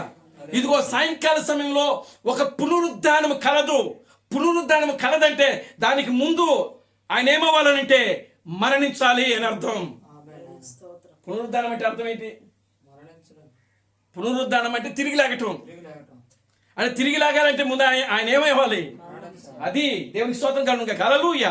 అదే క్రీస్తు బ్రహ్మం అంటున్నాడు, నా ప్రాణము నేను ఇక్కడ పెడుతున్నాను బలిగా. ఆమేన్ నాయన. నా ప్రాణం పెట్టకపోతే మీకు విమోచన లేదు. ఆమేన్. నా రక్తము చిందించకపోతే విమోచన లేదు. కనుక నా ప్రాణం పెడితేనే మీ దేహమునకు విమోచన, ఆమేన్. మీ దేహమునకు రక్షణ అని ఆయన ప్రకటించాడు. దేవునామానికి మహిమ కలుగును గాక. హల్లెలూయా. చూడండి ప్రియులారా, ఆ ప్రాణాన్ని ఆయన పెట్టాడు. ఎవరి కోసమో తెలుసా? నిజమైనటువంటి పెండ్లి కుమార్తె కోసం. వారిద్దరు కూడా ప్రియులారా వారి ప్రాణములను పెట్టారు. ఎందుకో తెలుసా? వాళ్ళు కావాలని వాళ్ళ ప్రాణమును వాళ్ళే అప్పగించుకున్నారు. ప్రభు అయిన క్రీస్తు బ్రహ్మం కానీ యేసుక్రీస్తు కానీ ప్రియులారా వీళ్ళు వాళ్ళ ప్రాణాన్ని పెట్టారు. ఎందుకు పెట్టారు అని అంటే ప్రియులారా నిజమైన పెండ్లి కుమార్తె కోసం. భూమికి పునాది వేయబడక మునిపే ఆయన ఆలోచనలో ఉన్నవారి కోసం, ఆయన తలంపులో ఉన్న వాళ్ళ కోసం, గొర్రెపిల్ల ఒక జీవ గ్రంథంలో ఎవరి పేర్లైతే రాయబడి ఉన్నాయో వారి కోసము వారు ఏం చేసినారంటే ప్రాణాలు బలియాగముగా అర్పించారు. వారు ఆమేన్ హల్లెలూయా. ఏం చేశారండి? వారి ప్రాణములను వాళ్ళు బలియాగముగా అర్పించారు. బలిగా అర్పించారు. వాళ్ళ ప్రాణాలు పెట్టారు వాళ్ళు. కారణం ఏంటో తెలుసా? ఇదిగో పెండ్లి కుమార్తెని ఎవడు కూడా ముట్టుకోకుండా ఉండడానికి. ఆమేన్ హల్లెలూయా. హల్లెలూయా. అందుకే ద్వితీయోపదేశకాండంలో అంటాడు కదా, ఏమంటాడు? మిమ్మును ముట్టినవాడు నా కనుగుడ్డును ముట్టిన వాడితో సమానం అంటాడు ఆయన. మిమ్మల్ని ఎవడు కూడా ముట్టలేడు. ఆమేన్ హల్లెలూయా. కనుక కనుగుడ్డు ముడితే ఎలా ఉంటుందండి? విషయం వేరే ఉంటుంది. కన్నుగుడ్డు ముడితే ఎలా ఉంటుంది? అసలు కన్ను ముడితే ఎలా ఉంటుంది? ఎర్రగా అయిపోద్ది, కమిలిపోద్ది. అంటే ఆయన అంత ఉగ్రుడైపోతాడు. అది దాని అర్థం ఏంటంటే కనుగుడ్డును ముట్టడం అంటే దాని అర్థం ఏంటంటే కోపం వచ్చినప్పుడు మనిషి యొక్క కళ్ళు ఎలా ఉంటాయి? ఎర్రగా కమిలిపోతాయి కోపముతో. చూడండి వాళ్ళ మొహం అంతా ఎలా ఉంటుందంటే కోపం వస్తే చెమట కారిపోతాయి. ఒక ఉగ్రత కలిగి ఉంటారన్నమాట. ఆ విధంగా దేవుడు కూడా ఆ విధంగా ఉగ్రుడైపోతాడంట. ఎవరిని ముట్టుకుంటే? పెండ్లి కుమార్తెను ముట్టుకుంటే. ఆమేన్ హల్లెలూయా. ప్రపంచమంతా కూడా ఏకమై వచ్చినా సరే, ఏమంటే అర్థమవుతుందా? ప్రపంచమంతా కూడా ఏకమై వచ్చినా సరే పెండ్లి కుమార్తెను ఎవరు కూడా ముట్టుకొనలేడు. స్పందనను ఎవరు ముట్టుకోలేడు. శాబాను ఎవడు ముట్టుకోలేడు. కారణం ఎందుకనంటే వాళ్ళని ముట్టుకోవాలంటే ముందు వాళ్ళు దేవుని ముట్టుకోవాలి. ఆమేన్ హల్లెలూయా. చూడండి, ఎలీషాను ముట్టాలనంటే ముందు వాళ్ళు దేని దాటి రావాలో తెలుసా? ఆ ఎలీషాను ముట్టాలంటే ముందు ఆ ఎలీషా చుట్టూ ఏమన్నాయంటే అగ్ని రథాలు ఉన్నాయి. అక్కడ ఎలీషా చుట్టూ ఏమన్నాయి? అగ్ని రథాలతో దేవుడు కంచేసాడు అక్కడ. ఇప్పుడు ఎలీషాను ఏ శత్రువైనా వచ్చి ముట్టుకోవాలి అని అంటే ఆ శత్రువే చేయాల్సిన మొదటి పని ఏంటో తెలుసా? ఆ అగ్ని రథాలను దాటుకుని లోపలికి రావాలా. మరి అగ్ని రథాలను దాటుకుని ఎవరు వస్తాడా? దేవుని స్తోత్రం కలుగును గాక. హల్లెలూయా. అగ్ని ఒక్కసారి అసలు అగ్నిలో అగ్ని దగ్గరకు వస్తేనే ఆ యొక్క దాన్ని ఏమంటారు? ఆ వేడికి మాడి మనిషి అయిపోతారు. దాటడం అంటే సామాన్య విషయం కాదు కదా. ఒకవేళ అగ్ని దాటాలంటే అంతకు మించి వేడై ఉండాలి వీళ్ళు. దేవుని స్తోత్రం చెప్పండి. హల్లెలూయా. ఏమండి, ఆ అగ్ని రథాలు దాటి ఎలీషా దగ్గరికి వెళ్ళాలంటే అంతకంటే బలమైన సేనగా ఉండాలి అవతలోడు. మరి అంతమైన బలమైన సేనగా ఉంటున్నాడా? ఒకవేళ అంతకన్నా బలమైన సేనది అయితే దేవుడు ఈ అగ్ని రథాలను కూడా అక్కడ పెట్టి ఉంచినా కూడా వేస్ట్ అయిపోతుంది అక్కడ. అది అవునే కదా. దేవనామానికి మహిమ కలుగును గాక. హల్లెలూయా. అంటే అగ్ని రథాల కంటే బలమైన సేన మరొకటి లేదు గనుకనే దేవుడు ఎలీషా చుట్టూ ఆ అగ్ని రథాలను కంచిగా ఉంచాడు అక్కడ. ఈ రోజు పెండ్లి కుమార్తె చుట్టూ కూడా దేవుడు ఏం చేసినాడంటే అదే అగ్ని రథాలను పెట్టించాడు. మీరు చూడలేకపోతున్నారు. ఆ చూసే నేత్రాలు మీకు కలగట్లే. ఇంకా గెహాజీ ఉన్నాడు పక్కనే. గెహాజీకి కనబడట్లేదు అక్కడ. గెహాజీ గ్రహించలేకపోతున్నాడు. ఓ నా యజమానుడా, ఇదిగో శత్రువులు వచ్చేసారు, ఇంకేముంది, మనం ఈరోజు మరణిస్తున్నామని. ఆ గెహాజీ వచ్చి తన యొక్క యజమానుడితో చెప్తున్నాడు. యజమానుడు అంటున్నాడు, ఓ గెహాజీ, నువ్వు శత్రువులు చూస్తున్నావు, ఇదిగో ఆ శత్రువులు వెనకాలన్నటువంటి సైన్యాన్ని చూడు. దేవనామనికి మహిమ కలుగును గాక. హల్లెలూయా. ఆ శత్రువు కంటే ముందు మన ముందు ఒక కంచె ఉన్నది. నువ్వు మన ముందున్న కంచెను ఆవుల వైపు చూస్తున్నాడు. దేవనామనికి మహిమ కలుగును గాక. హల్లెలూయా. మన ముందు ఏం వేసున్నాడో దాన్ని చూడలేకపోతున్నాడు. మన ముందు ఉన్న దాన్ని చూడలేకపోతున్నాడు. కానీ దాన్ని దాటి అవతల వైపు ఉన్న బయట ఉన్న దాన్ని చూస్తున్నాడు. ఎవరు? గెహాజీ. ఈరోజు పెళ్లి కుమార్తె కూడా అదే స్థితిలో ఉంది. గ్రహించలేకపోతుంది. దేవుని వాక్యాన్ని గ్రహించలేకపోతుంది. దేవుని శక్తిని గ్రహించలేకపోతుంది. దేవుని బలాన్ని గ్రహించలేకపోతుంది. దేవుని యొక్క గొప్పతనాన్ని గ్రహించలేకపోతుంది పెళ్లి కుమార్తె ఈరోజు. దేవునామానికి మహిమ కలుగును గాక. హల్లెలూయా. దేవుని యొక్క గొప్పతనాన్ని, దేవుని యొక్క బలాన్ని, దేవుని యొక్క శక్తి సామర్థ్యమును ఈరోజు పెళ్లి కుమార్తె గ్రహించలేకపోతుంది. కారణం ఏంటంటే ప్రియులారా గమనించండి, మనలో ఉన్నటువంటి బలహీనతలు, శరీర సంబంధమైన బలహీనతలు, ఏమి తిందుమా, ఏమి త్రాగుదుమా, ఏమి ధరించుదుమా, మనసు అంతా కూడా నిద్రలేసి ఈ విధంగానే పోతా ఉంది. కానీ వాటన్నిటిని కూడా మనం చేయించాలి. దేవునామానికి మహిమ కలుగును గాక. హల్లెలూయా. చూడండి, యోబు చుట్టూ దేవుడు ఏం చేసినాడంటే కంచి వేశాడంటే యోబు కుటుంబం చుట్టూ కూడా.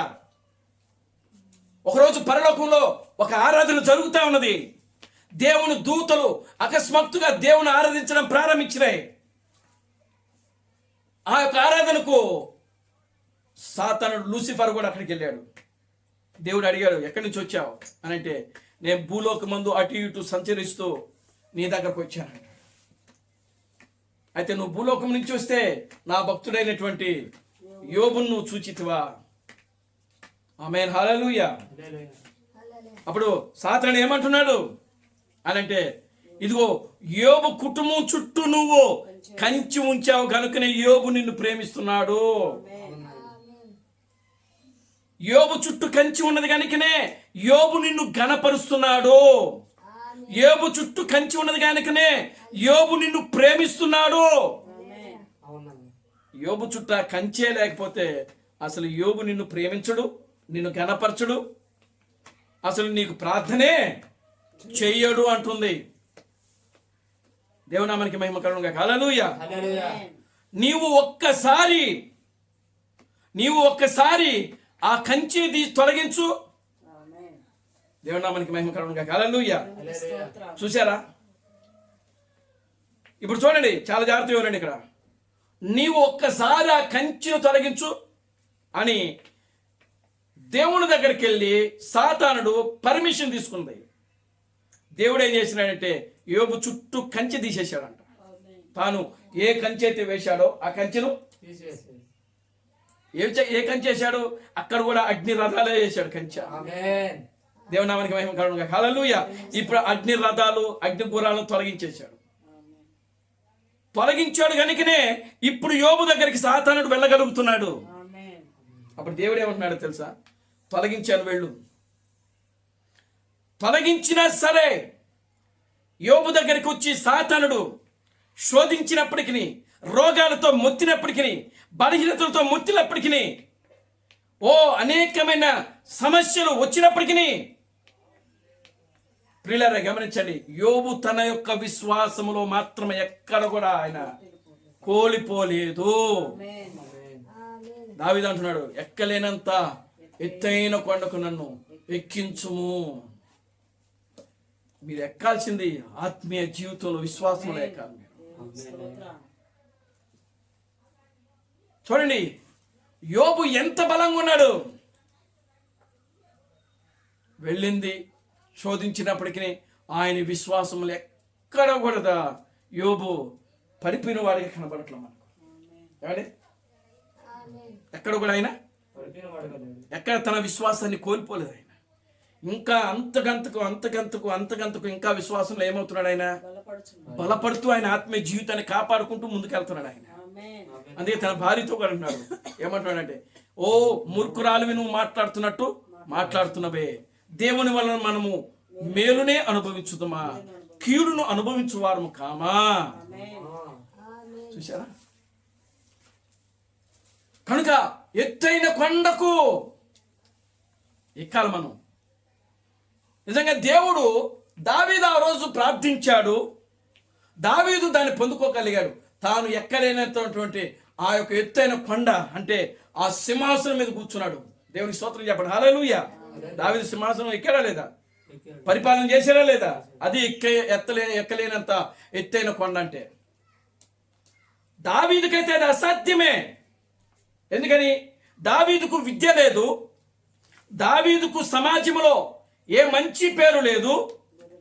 అతను ఒక గొర్రెల కాపరి, గొర్రెలు కాచుకునేవాడు. రాజ్యాన్ని పరిపాలించే అధికారము కలిగినటువంటి ఒక్క క్వాలిటీ, గుణ లక్షణాలు ఏమాత్రము దావీదులో లేవు. అందుకే దావీదు ప్రార్థన చేస్తున్నాడు, ఏమనంటే, ఎక్కలేనంత ఎత్తైన కొండకు నన్ను. అందుకే తీసుకుని వెళ్ళే పైన కూర్చోబెట్టాడు ఆయన. దేవుని నామానికి మహిమ కలుగునుగా. హల్లెలూయా. దావీదు స్వయాన అంటాడు, ఇదిగో ఈ సింహాసనాన్ని నాకు ఇచ్చింది నా దేవుడే. దేవుని నామానికి మహిమ కలుగునుగా. హల్లెలూయా. ఒక దీన స్థితిలో ఉన్నాడు గొర్రెల కాపరి అనే దావీదు. ఈ రోజున ఒక సింహాసనం మీద కూర్చొని పరిపాలన చేయగలిగారంటే ఎవరెక్కించాడు ఆ దాన్ని? ఎవరెక్కించారండి? దేవుడు. ఈరోజు ప్రపంచాన్ని ఏలే స్థితిలో కూడా దేవుడు నిన్ను నన్ను పెట్టాడు. ఈరోజు మనం కోరుకుంటే వచ్చింది కాదు అది.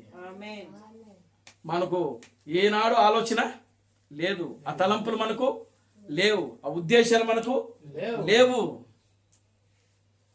మనం ఏదో ఒక మంచి క్రైస్తవ జీవితం జీవిస్తూ ప్రార్థన చేస్తూ, ఏమండి, మనకు ఏదో దేవుని రాజ్యంలో ఉంటే చాలు అనుకున్నాం మనం. కానీ ఈ రోజున ఒక సింహాసనం మీద కూర్చొని, ఆ సింహాసనం మీద ఉండి ఈ ప్రపంచాన్ని ఏలే స్థానంలోనికి దేవుడు మనల్ని తీసుకుని వస్తున్నాడు అని అంటే అది ఏ స్థితి? ఎటువంటి స్థితి? ఒక ఉన్నతమైన స్థితి. అది మనము ఎక్కలేనటువంటి ఎత్తైన స్థితిలోనికి దేవుడు మనల్ని తీసుకుని వెళ్తా ఉన్నాడు. మన ఆత్మీయ జీవితంలో పిల్లరా, మనం ఊహించలేనటువంటి ఎత్తైనటువంటి ఎత్తులోనికి మనం వెళ్ళిపోయాం ఆల్రెడీ. ఎక్కడో ప్రియులారా గమనించండి, ఎక్కడో సంఘకాలాల్లో ఉన్న మనలను పిత పుత్ర పవిత్రాత్మ, తండ్రి కుమారుడు పరిశుద్ధాత్మ అని అంటున్న మనలను దేవుడు క్రమక్రమంగా ఆ ఎత్తు ఏమిటండి అది ఎక్కలేనంతటువంటి ఎత్తైన కొండకు, మనము ఎక్కలేనంత ఎత్తైన కొండకు ఆయన క్రమక్రమంగా మనలను ఆయన ఏం చేసినాడంటే ఎక్కిస్తూ ఒక ఉన్నతమైన స్థితిలోనికి ఆయన తీసుకుని వెళ్ళాడు. ఆయన ఉన్నతమైన స్థితి అంటే ఏమిటి? ఒక సింహాసనం మీద కూర్చొని, దేవుని స్థానంలో కూర్చొని, ఒక దేవుని స్థానంలో కూర్చొని ప్రియులారా, దేవునితో సమానంగా దేవుడు మనలను ఉంచాడు. ఆయన దేవుని నామానికి మహిమ కలుగునుగాక. హల్లెలూయా. ఆయనతో మనలను సమానముగా కూర్చోబెట్టడం కోసమే దేవుడు 2 సార్లు తన ప్రాణం ఆయన ఏం చేసినాడంటే బలిగా అర్పించాడు. ఇది దేవుని యొక్క ప్రణాళిక. అది నేను ఎక్కలేనంత ఎత్తైన కొండకు ఎక్కడం అంటే. డినామినేషన్ లాగా ప్రతి సంవత్సరము దీన్ని ప్రార్థన చేసి ఆ జనవరి రోజు వచ్చినప్పుడు వాగ్దానాలు ఒక వాగ్దానం రాసి దీన్ని ఏమండి జనవరి రోజు ఏం చేస్తున్నావు? డిసెంబర్ 31 రాత్రి ఏం చేస్తారు? ఇటు ఒక తేగ కడతారు. మా చిన్నతనంలో కూడా చేసేయాలండి మా చర్చిలో. ఇటు ఒక తేగ కట్టి ఆ తేగకి వాగ్దానాలన్నీ రాసి దానికి తగిలిస్తారు. తగిలిచ్చి ఒక్కో దాన్ని లాక్కోమంటారు. ఆ ఒక్కదాన్ని లాక్కునే దాంట్లో కూడా ఈ వాగ్దానం ఉంటుంది. ఎక్కలేనంత ఎత్తిన కొండకి నేను నిన్ను ఎక్కిస్తాను. మనకు అప్పుడు అర్థమై సత్తే కదా అది.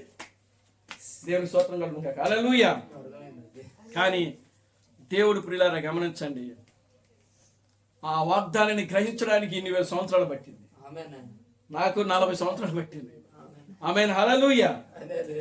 ఏమండి కనుక ప్రియులారా గమనించండి, ప్రతి వాగ్దానం కూడా దేవుడు ఆధ్యాత్మికంగా ఆయన నెరవేర్చే దేవుడు అయి ఉన్నాడు.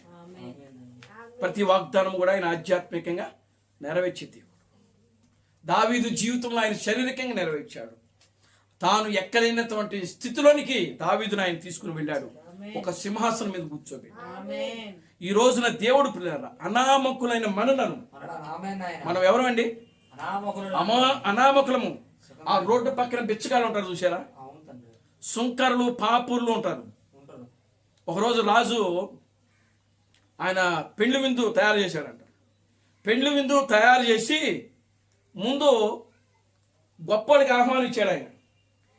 అపమానం మనకు 4 సువార్తల్లో ఉంటుంది. ఉందా? దేవుడికి స్తోత్రం చెప్పండి హల్లెలూయా. ఏం చేశాడు ఆయన? ముందు ఆహ్వానం ఇచ్చింది ఎవరికో తెలుసా? గొప్పవాడికి. ఇంటింటికి వెళ్ళి ఆహ్వానం ఇచ్చి పలానా రోజు నేను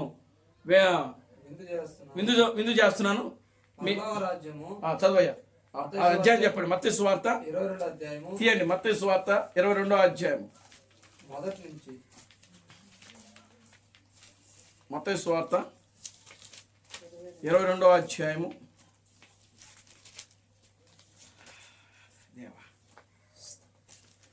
22వ అధ్యాయం చదవయ్యా, చదవండి. యేసు వారికి ఉత్తరం ఇచ్చుచు ఉపమాన రీతిగా ఇట్లనెను, పరలోక రాజ్యము తన కుమారుని పెండ్లి విందును చేసిన ఒక రాజును పోలి ఉన్నది. ఆ పెండ్లి విందుకు పిలువబడిన వారిని రప్పించుటకు అతడు తన దాసులకు పంపినప్పుడు వారు రానొల్లకు పోయిరి. కాగా అతడు ఇదిగో నా విందు సిద్ధపరిచి ఉన్నాను, ఎద్దులను క్రొవ్విన పశువులను వధింపబడినవి అంతయు సిద్ధముగా ఉన్నవి, పెండ్లి విందుకు రండని పిలువబడిన వారితో చెప్పుము. వేరే దాసులను పంపిన గాని వారు లక్ష్యము చేయక ఒకడు తన పొలమునకును మరొకడు తన వర్తకమునకు వెళ్ళిరి. తక్కిన వారు అతని దాసులను పట్టుకుని అవమానపరచిరి. కాబట్టి రాజు కోపపడి తన దండ్లను పంపి ఆ నరహంతులను సంహరించి ఆ పట్టణమును తగలబెట్టించాను. అప్పుడు పెండ్లి విందు సిద్ధముగా ఉన్నది గాని పిలువబడిన వారు పాత్రులు కారు కనుక రాజమార్గమునకు పోయి నీకు కనబడిన వారందరినీ పెండ్లి విందుకు పిలువబడినని తన దాసులతో చెప్పాను. ఆ దాసులు రాజమార్గమునకు పోయి చెడ్డవారేమి మంచివారేమి తనకు కనబడిన వారందరినీ పోగు చేసి గనుక విందుకు వచ్చు వారితో ఆ పెండ్లిశాల నిండెను. దేవుని నామానికి మహిమ కలుగుగాక. హల్లెలూయా. Glory to God. హల్లెలూయా. ఇంకొక దగ్గర ఉంటది. ఏముంటది అంటే తెలుసా? సుంకరులను పాపులను ఏంటి కుంటివారు గుడ్డివారు గూనివారు ఆ వివాహానికి పెళ్లి విందుకు వెళ్ళారంట. మరొక దగ్గర ఉంటుంది ఆ వాక్యం. దేవునామానికి మహిమ కలుగుగాక. హల్లెలూయా. ఆ పెళ్లి విందుకు మొట్టమొదటిగా ఎవరికి పంపించారంట? ఆయన గొప్పవాళ్ళకి ఏమండి హల్లెలూయా. తన దాసులను పంపి ఆయన ఆహ్వానం పంపించాడు. ఆహ్వానం పంపించారు. కానీ ఆ ఆహ్వానాన్ని వాళ్ళు ఏం చేశారు? తృణీకరించారు. ఇచ్చారు. కానీ మరలా కొంతమంది దాసులు పోయి ఇదిగో మీరు రాజమార్గంలోకి వెళ్ళి ఆ రాజమార్గంలో ఉన్నటువంటి వాళ్ళందరినీ పాపులను, సుంకర్లను, కుంటివారిని, గుడ్డివారిని పిలుచుకొని రండి. అంతే. అప్పుడు ఆ విందుశాల అంతా కూడా ఏమైపోయిందంట? నిండిపోయింది. ఆ కుంటివారు, గుడ్డివారు, పాపులు, సుంకర్లు ఎవరో కాదు, మనమే. ఆమేన్. దేవునామానికి మహిమ కలుగునుగా. హల్లెలూయా. ఎవరు కుంటివాళ్ళు? ఎవరు అంటే మనం శారీరకం కుంటివాళ్ళం కాదు, కాదు. ఆత్మీయ కుంటితనం, ఆత్మీయ గుడ్డితనంలో ఉన్నాం మనం. ఆమేన్. ఆత్మీయ కుంటితనంలో ఉన్నాం, ఆత్మీయ గుడ్డితనంలో ఉన్నాం మనం, ఆత్మీయ సుంకర్లుగా ఉన్నాం మనం, ఆత్మీయ పాపులుగా ఉన్న మనము. మనము దేవుడు మనలను పిల్లల తన దాసును పంపించి ఆహ్వానం మనకి ఇస్తా ఉన్నాడు ఆయన. దేవునామానికి మహిమ కలుగునుగా. హల్లెలూయా. ఆ రాజ మార్గంలో ఉన్న వారందరినీ తీసుకురండి, పట్టుకురండి. చూసారా, పిలువబడిన వారు అనేకులు, ఏర్పరచబడిన వారు కొందరే అని వాక్యములు ఉన్నాయి. కనుక ప్రియమైన దేవుని బిడ్డలారా, మనము ఆత్మీయ సుంకరులము, పాపులము, గుడ్డివారము, గూనివారము అయిన మనలను దేవుడు మనలను ప్రేమించి మనకు ఆ విందులు కలుగజేస్తున్నాడు. దేవునామానికి మహిమ కలుగునుగా. హల్లెలూయా. మనల్ని ఎత్తైన స్థితిలోనికి ఆయన తీసుకుని వెళ్ళాడు, రాజమార్గంలో ఉన్నటువంటి. దేవునామానికి మహిమ కలుగునుగా. హల్లెలూయా. ఆ గొప్ప ఉన్నతమైన స్థితిలోనికి, ఆ దేవుడు ఏర్పాటు చేసినటువంటి ఆ విందులోనికి ఆమేన్. దేవుడు తన దాసులను పంపించి మనం తీసుకొని వచ్చాడు.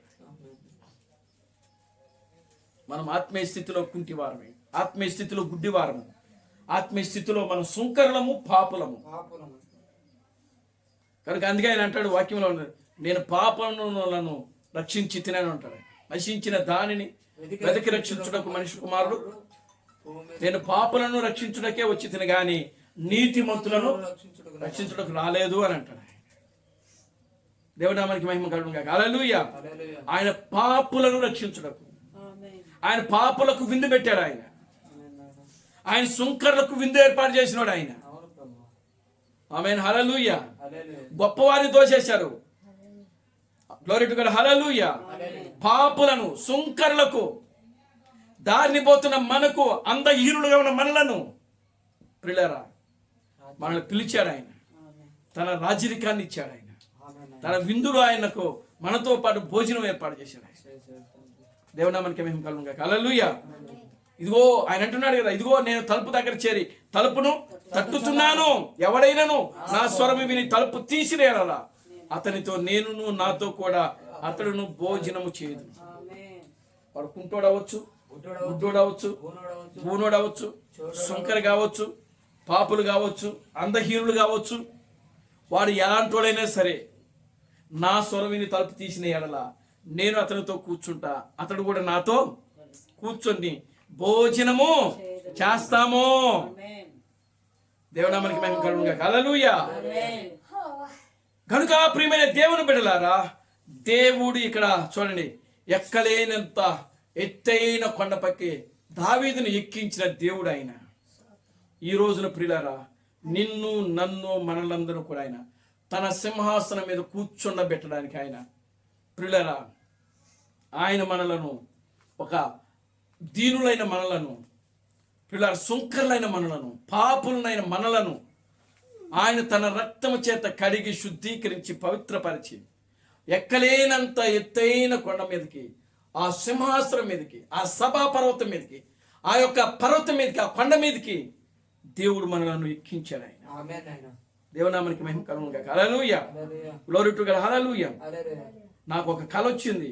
నాకు ఎప్పుడు వచ్చిందంటే, నాకు ఈ వర్తమానం వచ్చిన ప్రారంభంలో నేను చాలా ప్రయాసంతో కొండెక్కుతున్నాను.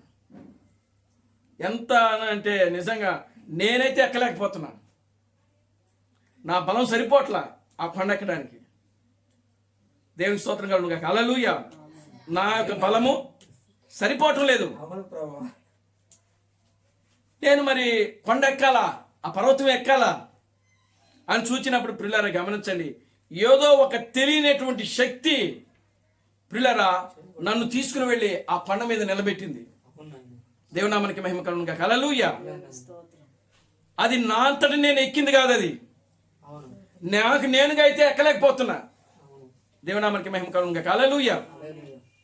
నేను ఎంతో ప్రయాసపడుతున్నాను, ఎంతో కష్టపడుతున్నాను, కానీ ప్రియులారా అది నాకు నేనుగా అయితే నేను ఎక్కలేను. కానీ నాకు దేవుడు సహాయం చేస్తే మాత్రము నేను ఎక్కగలను.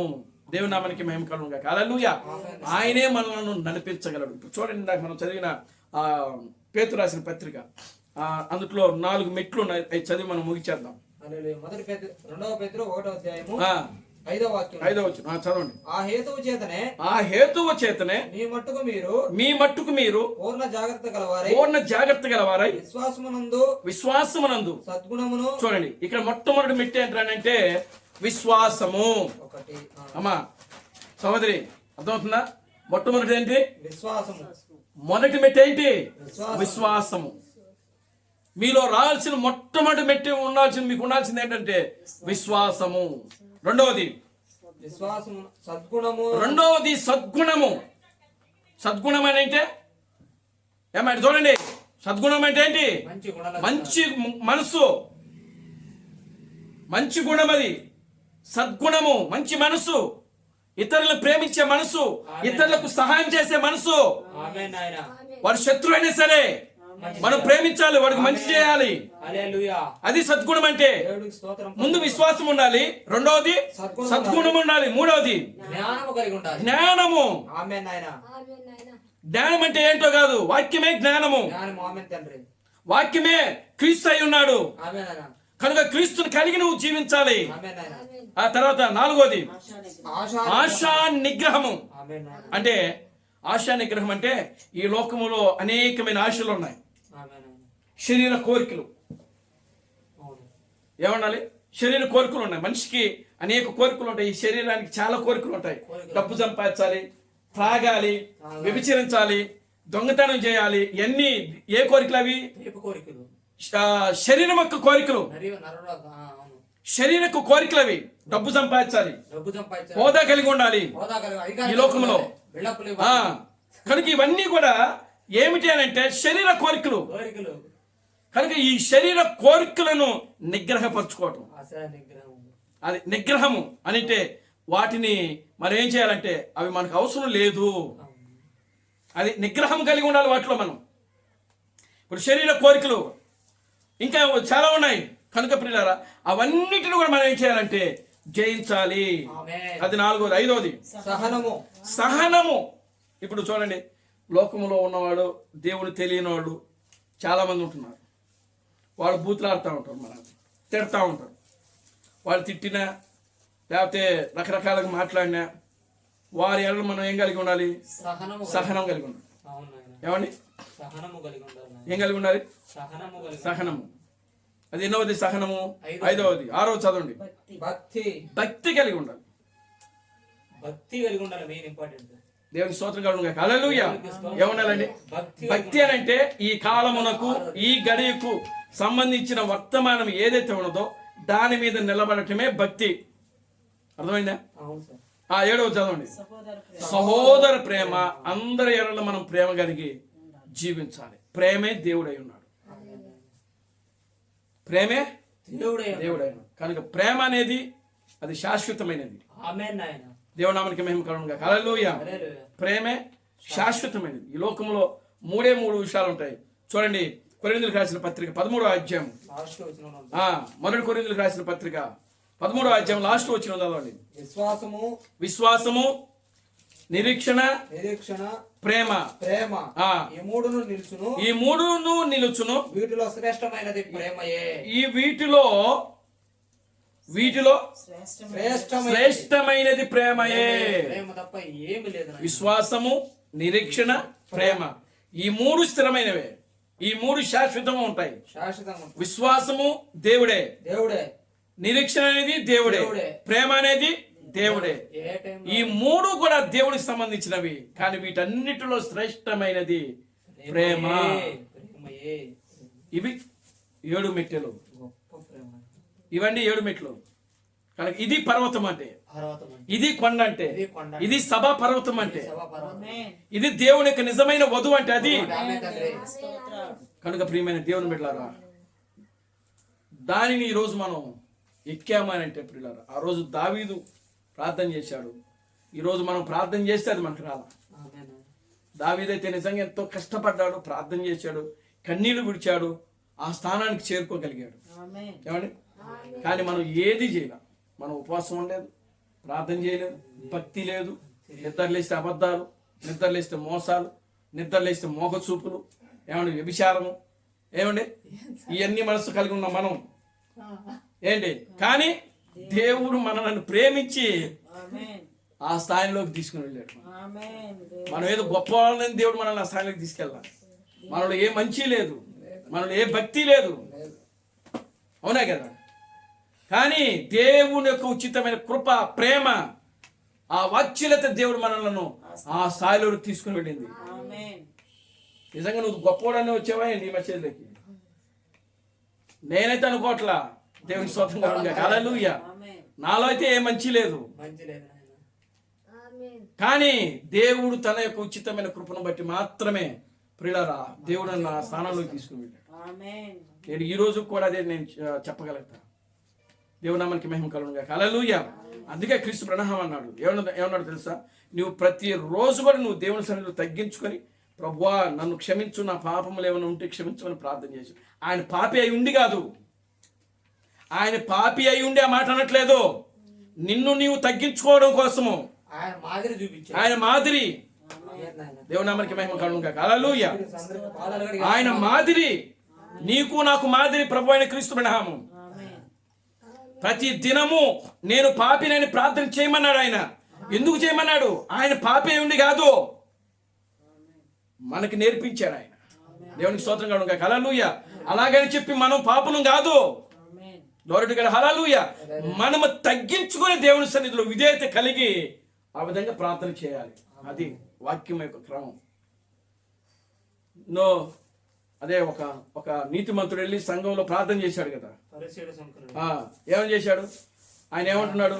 ప్రభువా ఇదిగో ఈ యొక్క సుంకర వలె కాక, ఏమండి ఈ సుంకర వలె కాక, సుంకర ఏమని ప్రార్థన చేస్తున్నాడు అని అంటే, ఆకాశం వైపు కన్నులెత్తుటకు నేను యోగ్యుడిని కాదు. వాక్యం చదవండి. చదువు. లోకాసువార్త 18 లూకాసువార్త 18వ అధ్యాయము 10వ వాక్యం. 10వ వచనం నుండి. ప్రార్థన చేయుటకై ఇద్దరు మనుషులు దేవాలయంలోనికి వెళ్ళిరి. వారిలో ఒకడు పరిసయ్యుడు, ఒకరి సుంకరి. పరిసయ్యుడు నిలబడి దేవా నేను చోరులను అన్యాయస్తులను వ్యభిచారులనైనా ఇతర మనుషుల వలనైనా ఈ సుంకర వలనైనను కాక ఉండనందుకు నీకు చూడండి, ఇతరుల వలె పాపులైనను సుంకర వలెనను కాక ఈ సుంకర వలెనైనను ఉండకుండా వారమునకు 2 మార్లు ఉపవాసం చేయొచ్చు. ఎన్నిసార్లు చేస్తున్నాడంట? 2 మార్లు. 2 సార్లు ఉపవాసం చేస్తున్నాడు. నా సంపాదన అంతటిలో 10వ వంతు చెల్లించుచున్నాను, తనలో తాను ప్రార్థించుకొనిచున్నాను. అయితే సుంకరి దూరముగా నిలబడి ఆకాశం వైపు కన్నెత్తుటకు యోగ్యత లేనిగా ధైర్యము చాలక రొమ్ము కొట్టుకొనుచు, దేవా పాపినైన నన్ను కరుణించమని పలికెను. అతనికంటే ఇతడు నీతిమంతుడుగా తీర్చబడెను. మీతో చెప్పుతున్నాను. అదండి దేవునికి స్తోత్రం కలుగునుగా. హల్లెలూయా. ఇప్పుడు ఎవరు నీతిమంతుడుగా తీర్చబడుతున్నాడు? ఇక్కడ తన్ను తాను తగ్గించుకుని ఎవరైతే ఉంటున్నాడో వాడు. అక్కడ కింద ఉంటుంది, తను తాను తగ్గించుకున్నవాడు హెచ్చించుకున్నవాడు తగ్గించబడును. ఈ పరిచయుడు తనను తను హెచ్చింపు జీవితంతో ప్రార్థించాడు, తగ్గింపైపోయాడు. ఈ సుంకరి తనను తాను తగ్గించుకొని దేవుని సన్నిధిలో విధేయత కలిగి ప్రార్థించాడు, హెచ్చించబడ్డాడు. మనం హెచ్చించబడుటకే మనము తగ్గించుకొని దేవుని సన్నిధిలో పాపులంగా మనం పిలువబడుతూ ప్రార్థన చేస్తున్నప్పుడు దేవుడు మన ఆత్మీయ జీవితాన్ని ఆయన హెచ్చిస్తాడు. ఈరోజు హెచ్చించాడు మనల్ని. ఆ స్థితిలోని దేవుడు తీసుకుని వచ్చాడు. నిజంగా మనం పాపులమే, నిజంగా మనం సుంకర్లము, మనం అంధత్వం కలిగిన వాళ్ళమే, అందహీనులం. మనలో ఏ సౌందర్యం లేదు, మనం ఏదో గొప్పవారం కాదు, సుంకర్లము పాపులముగా ఉన్న మనము దేవుడు మనల్ని పిలిచి ఆ ఉన్నతమైన స్థితిలోనికి దేవుడు మనలను తీసుకుని వచ్చాడు. కనుక ప్రియమైన దేవుని బిడ్డలారా, ఎక్కలేనంత ఎత్తైన కొండకు నన్ను ఎక్కించమని దావీదు ప్రార్థన చేశాడు. ఆ రోజు దావీదు చేసిన ఆ ప్రార్థనే ఈ రోజు మనలో ఆయన దావీదు సంతానముగా, నిజమైన సంతానముగా, దావీదు యొక్క నిజమైన సంతానంగా మనం ఉన్నాం. ఆ సంతానమైన మనలను దేవుడు ప్రియులారా, ఆ యొక్క దావీదు యొక్క సంతానం, దావీదు కుమారులుగా, దావీదుకి దేవునికి ఎన్ని పేర్లు ఉన్నాయి? ఎన్ని కుమారుల యొక్క పేర్లు ఉన్నాయి? 3 కుమారుల యొక్క పేర్లు ఉన్నాయి. మొదటిదేంటి? మనిషి కుమారుడు. రెండవది దేవుని కుమారుడు. మూడవది దావీదు కుమారుడు. దావీదు కుమారుడు ఆయన 1000 ఏళ్ల పరిపాలన ఉండి పరిపాలన చేయబోతాడు. ఆ దావీదు కుమారులు ఎవరో కాదు, మనమే. కనుకనే మనమే ఆ ఎక్కలేనంత ఎత్తైన కొండ మీదకి దేవుడు మనల్ని తీసుకుని వెళ్ళాడు. మన చేతనే దేవుడు పరిపాలన చేయబోతున్నాడు. ప్రార్థన చేసుకుందాం. అందరు లేచి నిలబడండి, ప్రార్థన చేద్దాం. అందరు లేచి నిలబడండి, ప్రార్థన చేద్దాం. ఓ హల్లెలూయా, హల్లెలూయా, హల్లెలూయా, హల్లెలూయా, హల్లెలూయా, హల్లెలూయా, హల్లెలూయా, హల్లెలూయా, హల్లెలూయా, హల్లెలూయా, హల్లెలూయా, హల్లెలూయా, హల్లెలూయా. ఓ మమ్మల్ని మిక్కిలిగా ప్రేమించిన మా మంచి తండ్రి, జీవం గల దేవుడా, జీవాధిపతి, మా ప్రభు అయిన అబ్రహాం క్రీస్తు, మీకు వందనాలు. దావీదు పలికిన మాట నా తండ్రి, ఓ తండ్రి, నేను ఎక్కలేనంత ఎత్తైన కొండకు నన్ను ఎక్కించుము అని ఆ దినాల్లో ప్రార్థించాడు ప్రభు. దావీదు చుట్టూ శత్రువులు ఉన్నప్పటికీ నీవు దావీదుకు బలమైన కోటగా నాయన ఉండి, నా తండ్రి, ఒక కోటగా ఉండి, ఒక నాయన బలమైన శానగా ఉండి దావీదును ప్రభు ఒక ఉన్నతమైన స్థితిలో నువ్వు తీసుకుని వెళ్ళావు. అదేవిధంగా ఈ చివరి దినాల్లో పెళ్లి కుమార్తెకు నాయన నీవు ఒక బలమైన కోటగా, ఒక బలమైన శానగా ఉండి ఆ స్థానంలోకి మీరు తీసుకుని వెళ్ళారు ప్రభు. అందును బట్టి మీకు వందనాలు. ఈ సాయంకాలపు దీవులతో బిడ్డలను మీరు నింపండి నాయన. అన్ని విషయాలు నీ కృపను దాయిచ్చి సమస్త ఘనత మహిమను మీరు తెచ్చుకోండి. జీవం కలిగిన నా ప్రభు అయిన అబ్రహాం క్రీస్తుని సర్వశక్తి కలిగిన నామములో ప్రార్థించి స్తుతించి వేడుకొనుచున్నాము. ఆమేన్. అందరూ కూడా 2 చేతులు పైకి ఎత్తండి, కోరస్ పడుతుంది. Christ Branham never fails. Christ Branham never fails. Christ Branham never fails in me. Hallelujah. Hallelujah. Christ Branham never fails in me. Is coming very soon. Is coming very soon. Is coming very soon in thee. Hallelujah. Hallelujah. Is coming very soon in thee. నా ప్రాణమా ప్రభువును స్తుతించుము. నా ఆత్మ సమస్తమైన పరిశుద్ధ నామమును స్తుతించుము. నా ప్రాణమా ప్రభువును స్తుతించుము. ప్రభు అయిన క్రీస్తు బ్రహ్మం చేసిన ఉపకారములలో దేనిని మరొకము. ఆమేన్. ఆమేన్. రాజులకు రాజుగా, ప్రభువులకు ప్రభువుగా, పెండ్లి కుమారుడుగా తెర మీద ప్రత్యక్షము కానున్న ప్రభు అయిన బ్రహ్మం క్రీస్తు యొక్క కృపా సమాధానం ఇక్కడ కూడిన ప్రతి బిడ్డకును ఈ ప్రపంచంలో 7వ దూత థామస్ గారిని ప్రవక్తగా అంగీకరించి క్రీస్తు బ్రహ్మమే దేవుడు, క్రీస్తు బ్రహ్మమే రాజులకు రాజు, క్రీస్తు బ్రహ్మమే ప్రభువులకు ప్రభు అని నమ్మి విశ్వసించి ఆరాధిస్తున్న ప్రతి బిడ్డకును ఇప్పుడును సదాకాలము తోడై నడిపించును గాక. ఆమేన్. అందరికీ వందనాలు. ప్రభు మిమ్మల్ని దీవించి ఆశీర్వదించును గాక. ఆమేన్. ఆమేన్.